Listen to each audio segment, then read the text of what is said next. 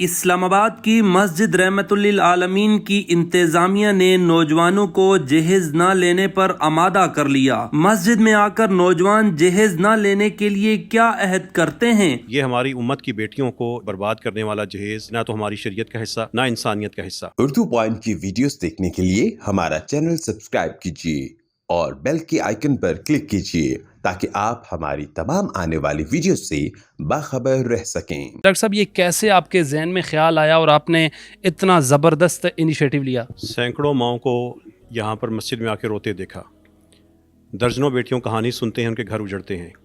اول تو گھر بنتے نہیں، اور اگر بن گئے تو اجڑ جاتے ہیں۔ وجہ پیچھے کیا ہے؟ آپ اسلام آباد کی کچہری میں جا کے کھڑے ہو جائیں، وہاں پہ اجڑتے گھروں سے ملیں، پتہ لگے گا 70% سے زیادہ بیٹیاں اس لیے طلاق ملی کہ پیچھے جہیز کے اختلافات تھے۔ یہ جہیز کہاں سے آ گیا؟ یہ ہماری امت کی بیٹیوں کو اس طریقے سے برباد کرنے والا جہیز، یہ نہ تو ہماری شریعت کا حصہ نہ انسانیت کا حصہ۔ اور ان سسکتے ہوئے باپوں کو دیکھ کر، ان ماؤں کے مسائل دیکھ کر، ان بیٹیوں کے گھروں کو یا ان کے گھر نہ بنتے ہوئے دیکھ کر یہ خیال آیا کہ اس رسم بد کو، جس کو ہم قبول کر چکے، تسلیم کر چکے اور اس ظلم کو، ستم کو سہ رہے ہیں، اس کو بدلنا چاہیے اور مسجد بدلے گی۔ اور پھر ایک مسجد سے اعلان ہوا کہ میں جہیز نہ لینے کا اعلان کرتا ہوں۔ یہ ایک وقت کا جہاد ہے جو ہم سب مساجد والوں کو اور اہل ایمان کو مل کے کرنا ہوگا۔ ڈاکٹر صاحب، یہ جو لوگ سگنیچر کر رہے ہیں، یہ شادی شدہ ہیں یا اس میں یقینی طور پر غیر شادی شدہ ہوں گے؟ کیا آپ سے آپ کو حلف دیتے ہیں؟ کیا بات چیت کرتے ہیں آپ سے؟ یہ اسلام آباد کی یونیورسٹیوں کے پڑھے لکھے نوجوان ہیں، مختلف یونیورسٹی کے نوجوان ہیں جن کی بھی شادیاں نہیں ہوئیں، لیکن مسجد کے محراب اور ممبر سے نکلنے والی صدا پہ لبیک کہہ رہے ہیں۔ وہ معاشرے کے اندر یہ سب، ہر گھر کی سٹوری ہے، ہر دوسرے گھر کے اندر یہ مسائل ہیں، اور اس کو بدلنے کے لیے جب ایک ان کو امید کی کرن نظر آئی ہے تو سب اس کی طرف پلٹ لپکے ہیں۔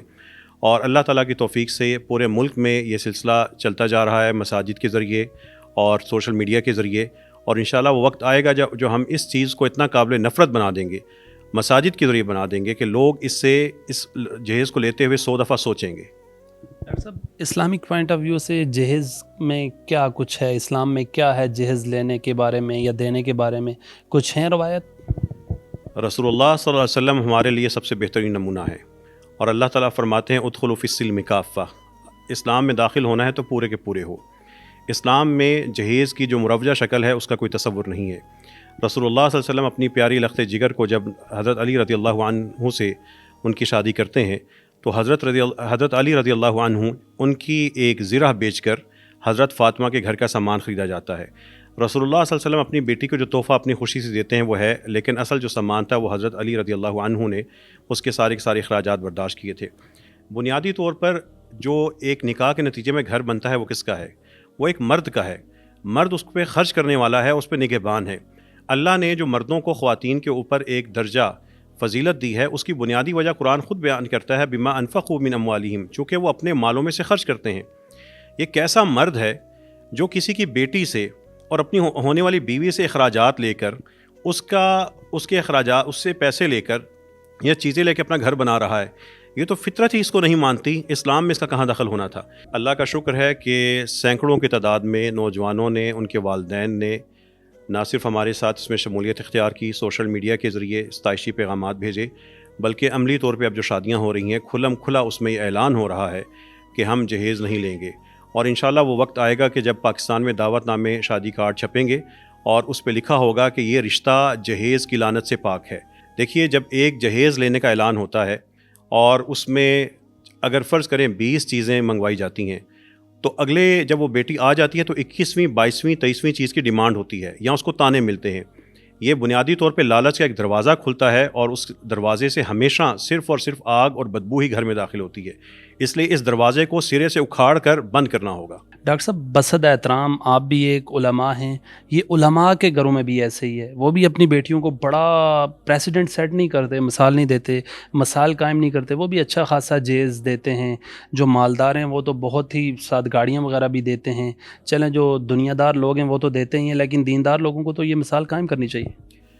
ہر شخص اتنا طاقتور نہیں ہوتا کہ وہ سماج کے ساتھ لڑ سکے، اور ایک پورا نظام جب ظلم کا قائم ہو جائے تو بہت سے لوگ مجبوراً خاموش ہوتے ہیں۔ ان لوگوں کا ساتھ دینے کے لیے سب سے بہترین یہ ہے کہ ایک تحریک برپا کر دی جائے، ایک نظام بنا دیا جائے، جب ایک نظام بنے گا تو ہر شخص اس کی طرف لپکے گا بھی اور اس میں ساتھ بھی دے گا.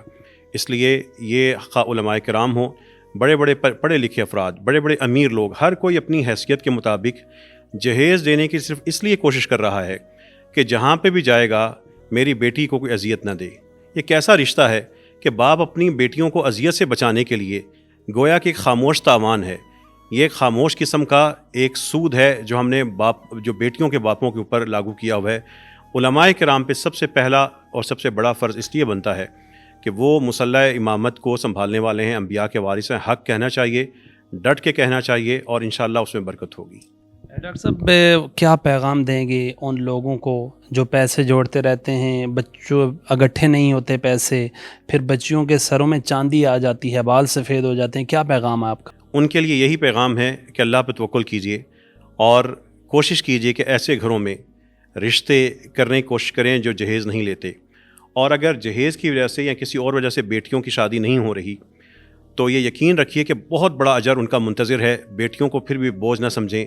بیٹیاں باعث رحمت ہیں، بیٹیاں ذریعہ رحمت ہیں، وسیلہ رحمت ہیں اور ضمانت رحمت ہیں. بیٹیوں کی اگر شادی کسی وجہ سے نہیں بھی ہو رہی تو ان بیٹیوں کو بیٹوں سے بڑھ کے عزت، احترام اور پیار دیجیے، اس لیے کہ سارے بیٹے ایک طرف ہوں. ایک بیٹی کے اس درجے کو بھی نہیں پہنچ سکتے جو رسول اللہ صلی اللہ علیہ وسلم نے دیا ہے کہ بیٹی اپنے باپ کے لیے دوزخ کے مقابلے میں ڈھال ہوگی.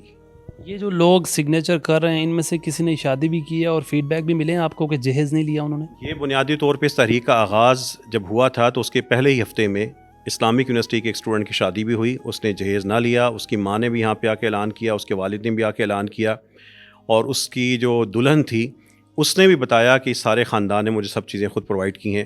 یہ ہم متبادل خوبصورت نمونے کھڑے کریں گے تو لوگ ان کے پیچھے چلیں گے. جہاں پہ ایک طرف ظلمت ہے دوسری طرف انشاءاللہ نور ہی نور ہوگا اور مسجد مینار نور ہوں گی.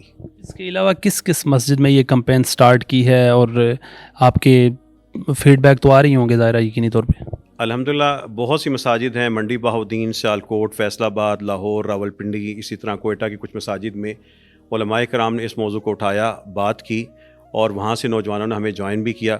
اور انشاءاللہ تعالیٰ یہ اب سلسلہ مزید پھیلتا جائے گا. صرف جہیز ہی نہیں، شادی کے اور بھی بہت سے رسم و رواج ایسے ہیں جس کی وجہ سے ہم صرف اپنے آپ کو اذیت میں مبتلا کر رہے ہیں. انشاءاللہ یہ جو سال ہوگا پاکستان میں اس حوالے سے آگاہی کا اور بہتری کا سال ہوگا.